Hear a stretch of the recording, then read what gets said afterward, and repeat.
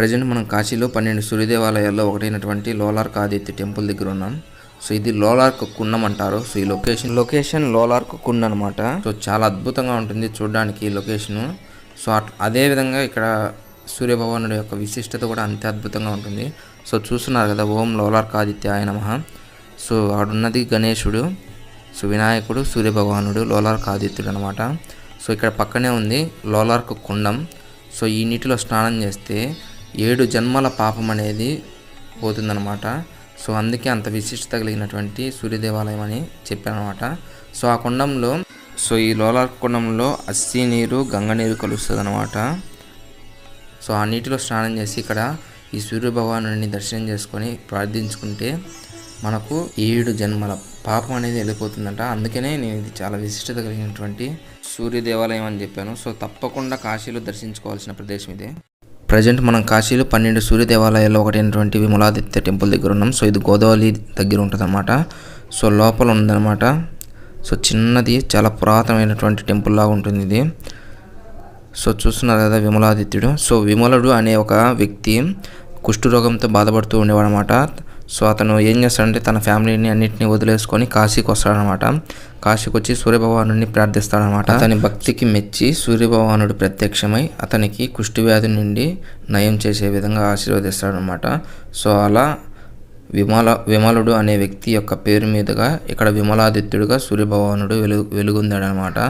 So ఎటువంటి జబ్బులున్నా, ఎటువంటి అనారోగ్య సమస్యలున్నా వాటిని నయం చేసేటువంటి సూర్యభగవానుడిగా ఇక్కడ వెలుగొందాడనమాట సూర్యభగవానుడు.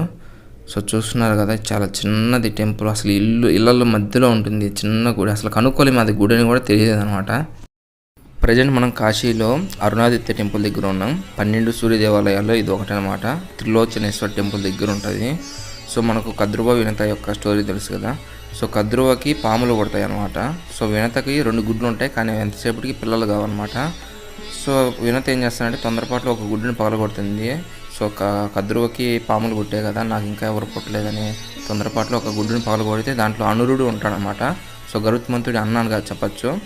సో అనురుడు సొగభాగమే తయారై ఉంటాడు, మిగతా సొగభాగం తయారై ఉన్నాడు. సో బాగా చింతిస్తాడనమాట. చింతించి తల్లిని శపిస్తాడనమాట, నువ్వు కద్రువకి దాసరికం చేయాలని. సో అలా చింతించినటువంటి అనురుడు కాశీకి వచ్చి సూర్యభగవానుడి కోసం ప్రార్థిస్తాడనమాట. సో సూర్యభగవానుడు ప్రత్యక్షమే తన రథసారథిగా చేసుకుంటాడనమాట. ఈ సూర్యభగవాన్ని ఎవరైతే ప్రార్థిస్తారో వారికి దుఃఖాలు కానీ, అనారోగ్యం కానీ, పేదరికం కానీ దరిచేరదు అని కాశీఖండం ఆధారంగా ఉందన్నమాట. ప్రజెంట్ మనం కామేశ్వర్ టెంపుల్లో ఉన్నాం. ఇప్పుడు చూస్తున్నది కాకోల ఆదిత్యుడు. 12 సూర్య దేవాలయాల్లో ఒకటైనటువంటి కాకోల ఆదిత్యుడు అనమాట. మనకు కద్రువ వినత యొక్క స్టోరీ తెలుసు కదా. సో కద్రువకి పాములు కొడతాయి అనమాట, వినతకి గరుత్మంతుడు కొడతాడు అనమాట. సో వీళ్ళిద్దరి మధ్య, కద్రువకి వినతకి మధ్య పోటీ జరుగుతుంది కదా. ఇది తెల్ల గుర్రానికి తోక నల్లగా ఉందా లేదా అనేది ఒక పోటీ జరుగుతుంది. ఆ పోటీలో వినత ఓడిపోతుంది, అమాయకురాలు వినత. తన తల్లి యొక్క దాస్యాన్ని విడిపించడానికి పాముల్ని గరుత్మంతుడు అడుగుతాడనమాట. ఈ విధంగా ఏమి చేయాలంటే పాములు వచ్చేసి అమృతం తెమ్మని చెప్తాయి. అమృతం తెమ్మంటే అమృతం తెచ్చిస్తాడనమాట. సో అలా దాస్యవిముక్తి చేస్తాడనమాట. కానీ వినత ఏంటంటే నేనేదో పాపం చేశాను, అందుకే ఈ దాచరికం చేశానని కాశీకి వచ్చి ఇక్కడ సూర్యభగవాన్ని ప్రార్థిస్తే సూర్యభగవానుడు తనకు ఉన్నటువంటి పాపాన్నంతా తొలగించేస్తాడనమాట. అలా సూర్యభగవానుడు ఇక్కడ పాపాలను హరించేవాడిలాగా కాకోల ఆదిత్యుడిగా వెలుగొందాడనమాట. సో కాశీఖండం ఆధారంగా ఉందన్నమాట. సో ప్రజెంట్ మనం సూరజ్ కుండ్ దగ్గర ఉన్నాం కాశీలో. సో 12 సూర్య దేవాలయాల్లో ఒకటైనటువంటి సాంబాదిత్యుడు ఇక్కడే ఉన్నారనమాట. సో ఆ స్టెప్స్ నుంచి వెళ్ళిపోతే పైకి. సో సాంబడు అనే వ్యక్తి ఎవరో కాదు, శ్రీకృష్ణుడి కుమారుడే సాంబడు. జాంబవంతి శ్రీకృష్ణుడి కుమారుడు సాంబడు అనమాట. ఒకరోజు ఏమవుతుందంటే నారద మహర్షి శ్రీకృష్ణుడి దగ్గరికి వస్తాడనమాట. శ్రీకృష్ణుడి కుమారులు 10 మంది దాకా ఉంటారు. సో వారు వచ్చేసి నారద మహర్షిని గౌరవంగా అతిథి మర్యాదలు చేసుకుంటూ స్వాగతం పలుకుతారనమాట. కానీ వారిలో సాంబడు మాత్రం అంత మర్యాద ఇచ్చిగా అట్లా ఉన్నాడు అనమాట. సో అది మనసులో పెట్టుకొని ఉంటాడనమాట నారదుడు. సో అది మనసులో పెట్టుకొని మరుసటి రోజు వస్తాడనమాట. శ్రీకృష్ణుడు ఏకాంతంలో ఉన్నాడని తెలిసి కూడా వచ్చి సాంబడి దగ్గరికి వచ్చి మీ నాన్నగారితో మాట్లాడాలి, పిలుచుకో అని చెప్పేసి సాంబడి చెప్తాడనమాట. సాంబడికి తెలుసు నాన్నగారు శ్రీకృష్ణుడు ఏకాంతంలో ఉన్నారని, ఏకాంతం భగ్నం చేయకూడదని తెలుసు. అయినా సరే నారద మహర్షి పట్టుబట్టాడనమాట. సో ఈ నారద మహర్షి కోపంతో శపించే విధంగా ఉన్నాడు, ఆడికి వెళ్తే తండ్రి కూడా కోపంతో శపించే విధంగా ఉన్నాడు. ఎలాగని ఏం జరిగితే జరగని అని శ్రీకృష్ణుడి దగ్గరికి వెళ్ళేసి సో సాంబుడు అక్కడికి వెళ్తాడనమాట. ఆయన రాకతో అక్కడ స్త్రీలు ఇబ్బంది పడతారనమాట ఏకాంతంలో ఉన్నటువంటి శ్రీకృష్ణుడి దగ్గర. సో అలా సాంబుడు అక్కడి నుంచి వెళ్ళిపోతాడనమాట. సో అప్పుడు నారదుడు వస్తాడనమాట. నారదుడు వచ్చి శ్రీకృష్ణుడితో ఇలా అంటాడనమాట, ఇక్కడ స్త్రీలను చూసి మోహించాడు సాంబుడు అని చెప్పగానే శ్రీకృష్ణుడి కోపంతో సాంబుడిని శపిస్తాడనమాట, కురూపి వైపు అని. సో అలా కుష్టి వ్యాధితో ఉన్నటువంటి సాంబుడిని తర్వాత తెలుసుకుంటాడనమాట శ్రీకృష్ణుడు. తెలుసుకొని అతని యొక్క మంచితనాన్ని, అతని యొక్క అమాయకత్వాన్ని తెలుసుకొని కాశీకి వెళ్ళి కాశీలో సూర్యభగవాన్ని ప్రార్థించు, నీకు శాప విమోచన కలుగుతుందంటే అప్పుడు కాశీకి వస్తాడనమాట సాంబుడు. కాశీకి వచ్చి ఇప్పుడు మనం చూస్తున్న నీరు ఉంది కదా కుండము, సో ఈ కుండాన్ని తవ్వుతాడనమాట. ఇది సాంబుడు తవ్వినటువంటి కుండం. మళ్ళీ తర్వాత ఇది సూరజ్ కుండ అయింది. ఇప్పుడు మనం మ్యాప్లో లొకేషన్ సూరజ్ కుండ అని కొడితే వస్తుందన్నమాట. సో ఇక్కడ ప్రతిరోజు సూర్యభగవాను నుంచి తపస్సు చేస్తూ ఉండేవన్నమాట. సో ఆ కుండంలో స్నానం చేసి సూర్యభగవాన్ని ప్రార్థిస్తూ ఉండేవాడు అనమాట. సో అలా సూర్యభగవానుడు ప్రత్యక్షమై అతని సాంబుడికి ఉన్నటువంటి కుష్టి రోగాన్ని తీసేస్తాడనమాట, శాపం నుంచి విముక్తి కల్పిస్తాడనమాట. సో అలా ఇక్కడ ఉన్నటువంటి ఆదిత్యుడు సాంబాదిత్యుడుగా సాంబుడి పేరు మీదుగా వస్తాడనమాట. సో అలా ఎవరికైనా పిల్లలు లేని వారికి, అనారోగ్యంతో ఉన్న వారికి ఇక్కడ కుండంలో స్నానం చేసి సూర్యభగవాన్ని దర్శించుకుంటే వారికి అన్ని శుభాలే జరుగుతాయన్నమాట. వివాహం చేసుకున్న స్త్రీ ఇక్కడ స్నానం చేసి సూర్యుడిని ప్రార్థించుకుంటే సుమంగలిగా ఉంటుందంట. ఎటువంటి అనారోగ్య సమస్యలైనా సరే, ఒకటని కాదు, ఎటువంటి అనారోగ్య సమస్యలైనా సరే ఇక్కడ కుండంలో స్నానం చేసి సూర్యభగవాన్ని ప్రార్థించుకుంటే అతనికి అన్ని శుభాలుగా జరుగుతాయి అన్నమాట. సో అలా ఆరోగ్యప్రదాయకుడిగా సూర్యభగవానుడు వెలుగొందాడనమాట కాశీలో. సూర్యభగవానుడు అంటేనే ఆరోగ్యప్రదాయకుడు, జ్ఞానప్రదాయకుడు అనమాట. సో ఇక్కడ ఉన్నటువంటి సూర్యభగవానుడు కూడా చాలా అద్భుతంగా ఉంటాడు చూడడానికి. 7 అశ్వాలతో చుట్టూతా 7 గుర్రాలతో ఉంటుంది. చాలా అద్భుతంగా ఉంటుంది ఈ సూర్య దేవాలయం. 12 సూర్య దేవాలయాల్లో చాలా అద్భుతంగా ఉన్నటువంటి సూర్య దేవాలయం ఇది. సో బయట లొకేషన్ అంతా చూపిస్తాను చూడండి. సో ఇక్కడ టెంపుల్స్ అన్నీ కూడా చాలా చిన్నగానే ఉంటాయి. సో మాకు పెద్దగా లేవు, ఇది గుడి మహిమానితం అనే డౌటే అవసరం లేదు. చూస్తున్నారు కదా బ్యాక్ సైడ్ టెంపుల్ చిన్నగానే ఉంటాయి ఇక్కడ టెంపుల్స్ అన్నీ.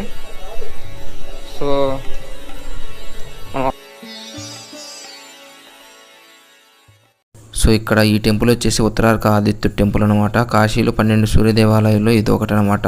సో ఇది బక్రియా కుండ్ దగ్గర ఉంటుంది, మ్యాప్లో కూడా చూడొచ్చు. ఇక్కడ వచ్చేసి ఒక అమ్మగారు, సులోచన దేవి అనే అమ్మగారు బ్రాహ్మణులకు పుట్టి ఉంటుంది అనమాట. వాళ్ళ తండ్రి తల్లి చనిపోయి ఉంటారు. అమ్మగారు సూర్యభగవాన్ని ఉత్తరార్క ఆదిత్యుడిగా పూజిస్తూ ఇక్కడ తప్పించిపోతూ ఉండేదన్నమాట, ఎక్కువగా తపస్సు చేస్తూ ఉండేదన్నమాట. సో ఒకరోజు అటుగా వెళ్తున్నటువంటి శివుడు పార్వతి ఇట్లా చూస్తారనమాట, అమ్మగారు తప్పించిపోయేదని.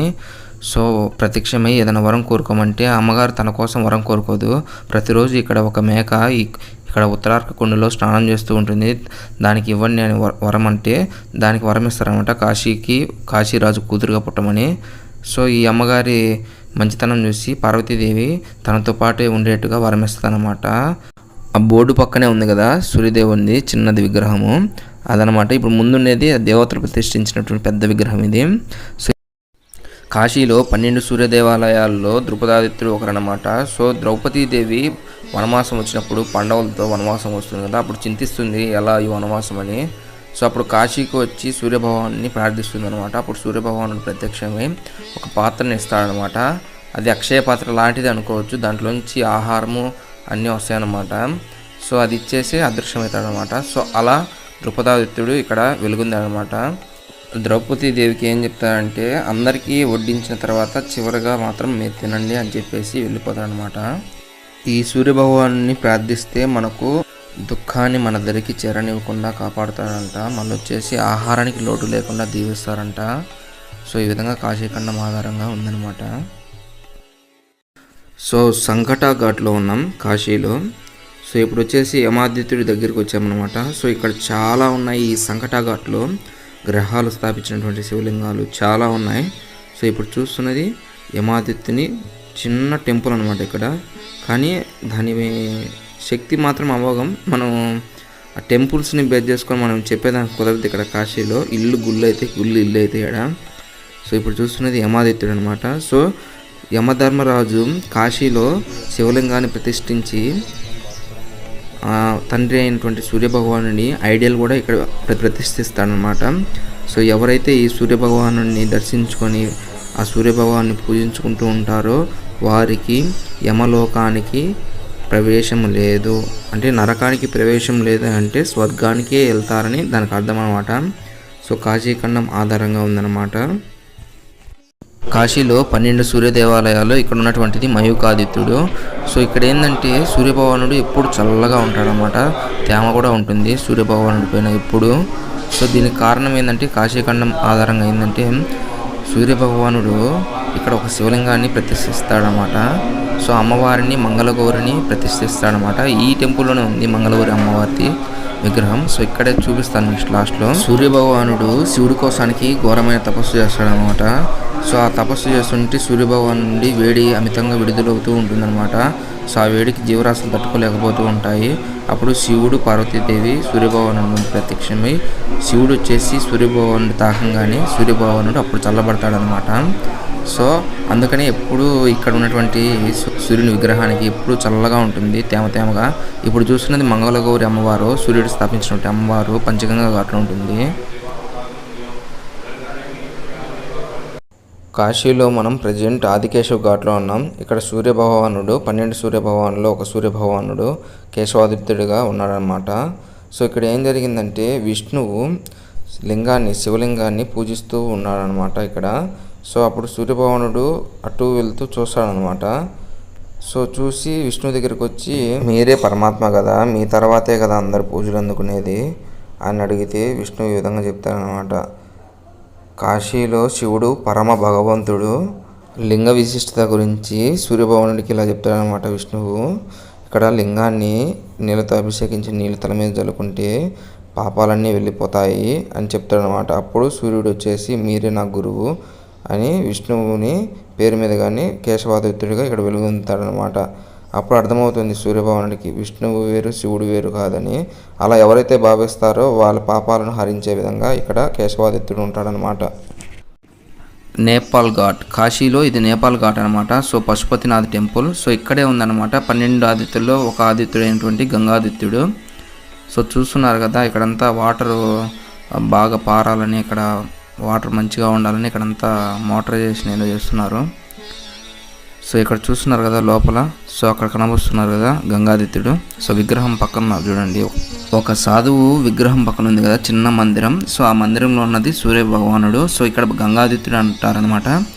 సో సూర్యభగవానుడు తనంతట తానుగా కాశీకి వచ్చి స్థిరపడినటువంటి ప్రదేశం అనమాట ఇది.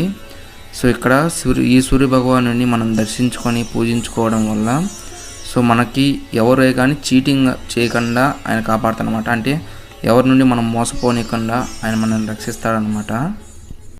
కాశీలో 12 మంది ఆదిత్యుల్లో ఈ వృద్ధాదిత్యుడు ఒకరనమాట. సో మీర్ఘాట్ దగ్గర ఉంటుంది ఇది. సో ఇక్కడ ఏంటంటే చాలా ఇంట్రెస్టింగ్గా ఉంటుంది. ఒక ముసలాయన వచ్చేసి ప్రతిరోజు సూర్యభగవానుడి గురించి పూజిస్తూ ధ్యానం చేస్తూ తపస్సు చేస్తూ ఉండేవాడనమాట. సో ఆయన భక్తి శ్రద్ధలకు సూర్యభగవానుడు ప్రత్యక్షమై ఏ వరం కావాలో కోరుకోమంటే ఆ ముసలాయన వచ్చేసి నాకు శక్తి కావాలి, తపస్సు చేసేదానికి శక్తి కావాలి, యోగం చేసేదానికి శక్తి కావాలి, శక్తి కావాలంటే నాకు యవ్వనం కావాలి, అటువంటి శక్తి కావాలంటే నాకు యవ్వనం కావాలి కాబట్టి యవ్వనం కోరుకుంటానమాట. సో సూర్యభగవానుడు అలాగే యవ్వనం ప్రసాదిస్తానమాట. సో అలా వృద్ధాదిత్యుడు ఇక్కడ ఏర్పడ్డాడనమాట. 12 ఆదిత్యులు ఒక ఆదిత్యుడిగా ఫామ్ అయ్యాడనమాట.